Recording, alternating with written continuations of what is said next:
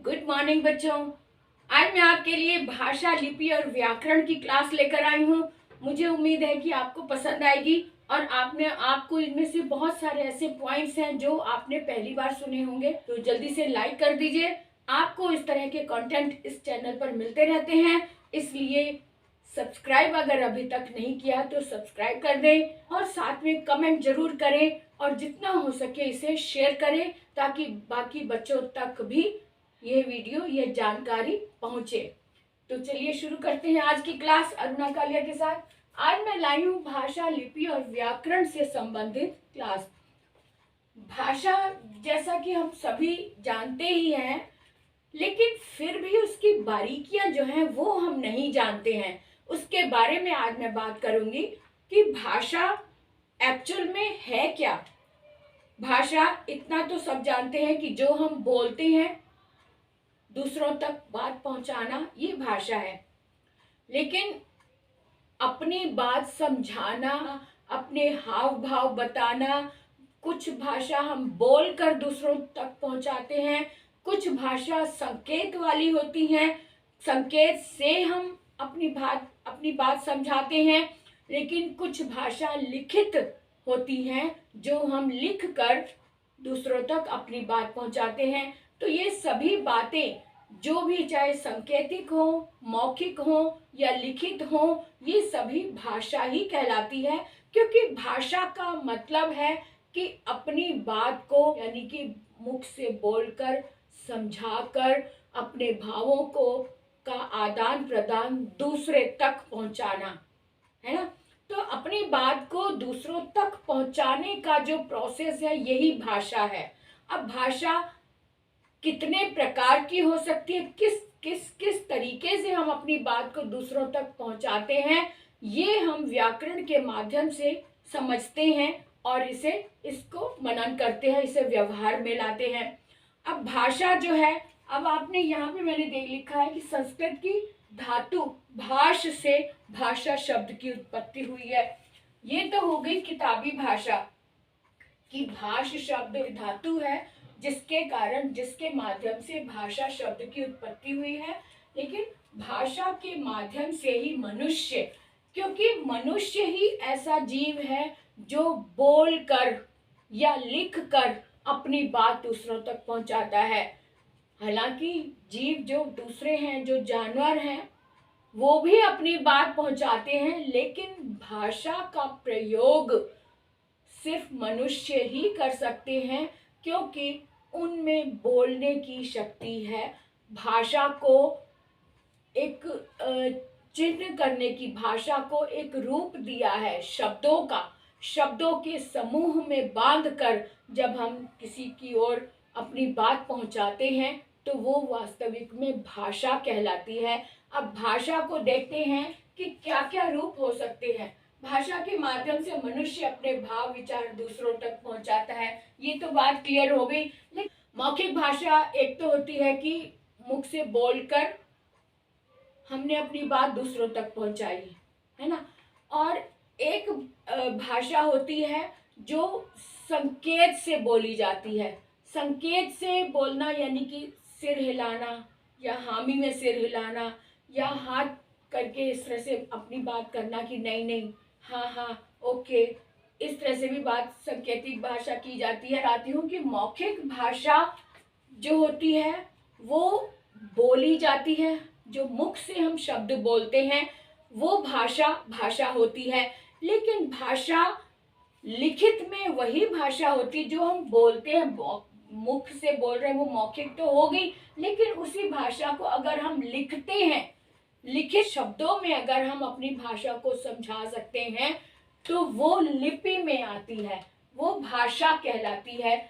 जिस भाषा की लिपि होती है वो होती है भाषा। उसे हम भाषा की श्रेणी में रखते हैं जिसकी लिपि होती है। और जिसकी, जो हम मुख से तो बोलते हैं, जिसकी लिपि नहीं है, लिखित में जिसको हम व्यक्त नहीं कर सकते हैं, उसे हम बोलते हैं बोली।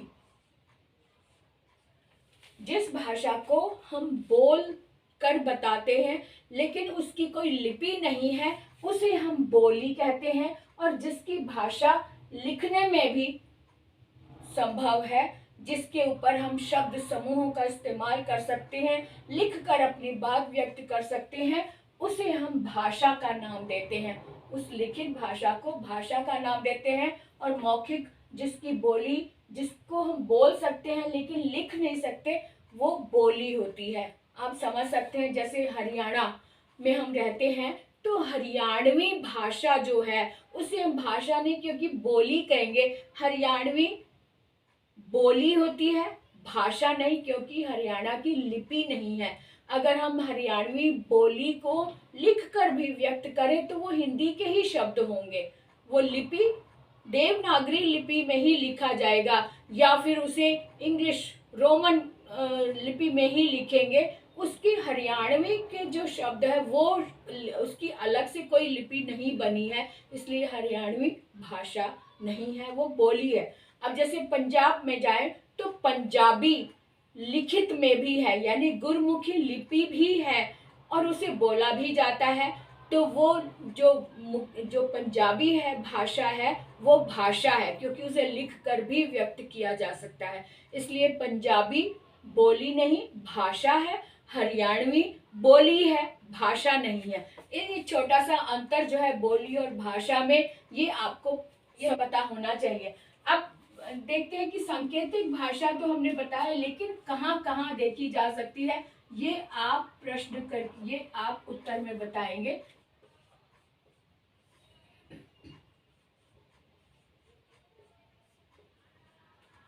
कहाँ कहाँ इनका प्रयोग होता है, ये प्रश्न है जो आप कमेंट बॉक्स में लिखकर बताएंगे। जिसका उत्तर सबसे अच्छा होगा उसे हाईलाइट करके मैं अपने नेक्स्ट वीडियो में बताऊंगी। तो आगे चलते हैं कि और क्या क्या हमने देखा है भाषा, लिपि और व्याकरण में, और क्या क्या हम सीखते हैं। विश्व में अनेक भाषाएं बोली जाती हैं, और ये उनमें से कुछ भाषाएं ऐसी हैं जो पूरे विश्व में 2/3 लोग बोलते हैं, अक्सर, अधिकतर। और वो कौन कौन सी हैं? हिंदी, अंग्रेजी, चीनी, उर्दू, अरबी, फ्रेंच, रूसी, जर्मन, संस्कृत और पंजाबी।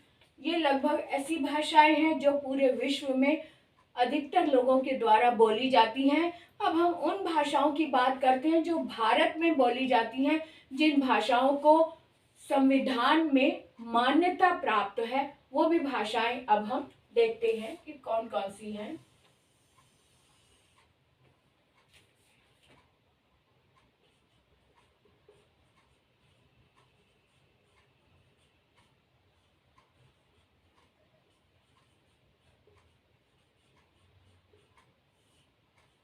संविधान में मान्यता प्राप्त भाषाएं,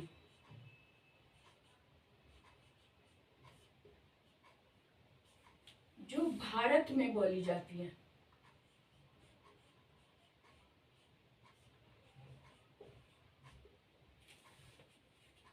तो वो हैं हिंदी, इंग्लिश, पंजाबी, बांग्ला, तेलुगु, उड़िया।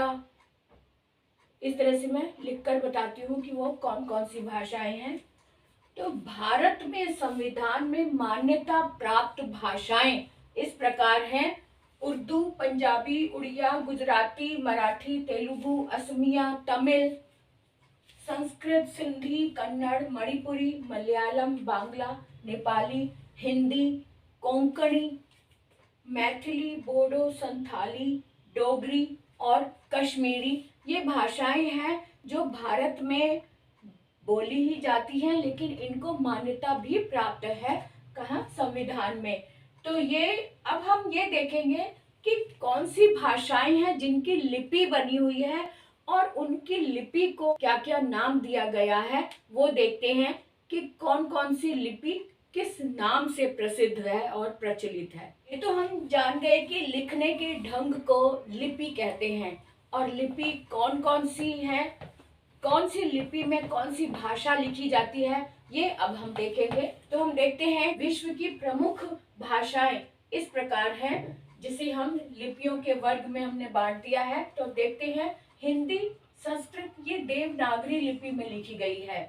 फ्रेंच, अंग्रेजी, पोलिश, स्पेनिश ये रोमन लिपि में लिखी गई है। पंजाबी गुरमुखी में लिखी गई है। उर्दू, अरबी, फारसी ये फारसी लिपि में लिखी गई है। बुल्गेरियन और रूसी भाषा जो है वो रूसी लिपि में लिखी गई है।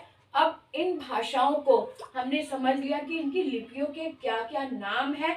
और एक बात और है कि चाहे जो भी लिपि हो, लेकिन किसी भी भाषा को किसी भी लिपि में लिखा जा सकता है। जैसे कि हिंदी के शब्द हैं उसको रोमन में लिख सकते हैं। जैसे कि अगर हम हिंदी में कहें बच्चे खेल रहे हैं, बच्चे खेल रहे हैं, ये तो हो गया हिंदी में। लेकिन इसको हम रोमन में भी लिख सकते हैं। वो कैसे? अब इस तरह से, बच्चे खेल रहे हैं। हिंदी को ही हमने रोमन में भी लिख दिया। इसी तरह से बाकी लिपि में भी लिखा जा सकता है, जिसे पढ़ने में हमें पता चलता है कि ये हिंदी भाषा है जिसे रोमन में लिखा गया है। या फिर रोमन को हिंदी में लिखना, जैसे चिल्ड्रन आर प्लेइंग, ये हमने रोमन की भाषा इंग्लिश में जो लिखा है इसे हम हिंदी में भी लिख सकते हैं। चिल्ड्रन आर प्लेइंग, इसे हम हिंदी में कैसे लिखेंगे? इस तरह से, चिल्ड्रन आर प्लेइंग, इसको हमने हिंदी में भी लिख दिया। लेकिन जब हम बोलेंगे, बोलने से लगता है कि पता चलता है कि ये इंग्लिश के शब्द हैं जो हिंदी में लिखे गए हैं। तो किसी भी भाषा को किसी भी लिपि में लिखा जा सकता है। तो इस तरह से हम अपनी बात को किसी और लिपि में भी बता सकते हैं, व्यक्त कर सकते हैं। अब हम देखते हैं कि देवनागरी लिपि जो है इसमें हिंदी और संस्कृत तो है ही, लेकिन और भी कौन सी भाषा है जो देवनागरी लिपि में लिखी जाती है? और वो है, एक तो नेपाली, नेपाली भाषा देवनागरी में लिखी जाती है। और एक है मराठी, मराठी भाषा भी देवनागरी लिपि में लिखी जाती है। विद्वानों का मानना ये भी है कि जो देवनागरी लिपि है ये ब्राह्मी लिपि से उत्पन्न हुई है। ब्राह्मी लिपि आधार है देवनागरी भाषा का, देवनागरी लिपि का। और माना जाता है कि जो ब्राह्मी लिपि है उसमें से हिंदी, संस्कृत के अलावा गुजराती और बांग्ला भाषा भी ब्राह्मी लिपि से ही उत्पन्न हुई है। इसी से ब्राह्मी लिपि में से ही बांग्ला और गुजराती भाषा भी इसी में से उत्पन्न हुई है। इसलिए आपने देखा होगा बांग्ला भाषा में अक्सर अधिकतर संस्कृत के शब्द देखे जाते हैं। और गुजराती की जो लिपि आप देखते हैं उसमें से बहुत सारे शब्द हिंदी जैसे हैं, यानी देवनागरी जैसे अक्षर होते हैं। तो इस तरह से हम इसको कह सकते हैं कि ये ब्राह्मी लिपि की उपज है। ब्राह्मी लिपि, ब्राह्मी लिपि की उपज है देवनागरी भाषा। तो आज हमने सीखा भाषा, लिपि और व्याकरण। अभी व्याकरण के ऊपर हमने अभी और डिटेल में बात करनी है, जबकि बीच में हमने बहुत सारे वीडियोस बनाए हैं, लेकिन इस पर थोड़ा सा और डिटेल में मैं लेकर आने वाली हूँ कि व्याकरण में हमें किन किन बातों का ध्यान रखना होता है और किसे हम व्याकरण कहते हैं। सबसे बड़ी मेन बात ये बतानी है कि व्याकरण है क्या, व्याकरण कहते किसे हैं। तो देखते रहिए सारे वीडियो। नोटिफिकेशन पर आप ध्यान दें, जैसे ही नोटिफिकेशन आए आप वीडियो ऑन करें और देखें और कमेंट करके मुझे ज़रूर बताएं कि आपको प्रस्तुत वीडियो कैसा लगा। और उसमें अगर आप सजेशन भी देना चाहें, स्वागत है आपके सजेशंस का। मुझे आपके कमेंट्स का इंतज़ार रहता है।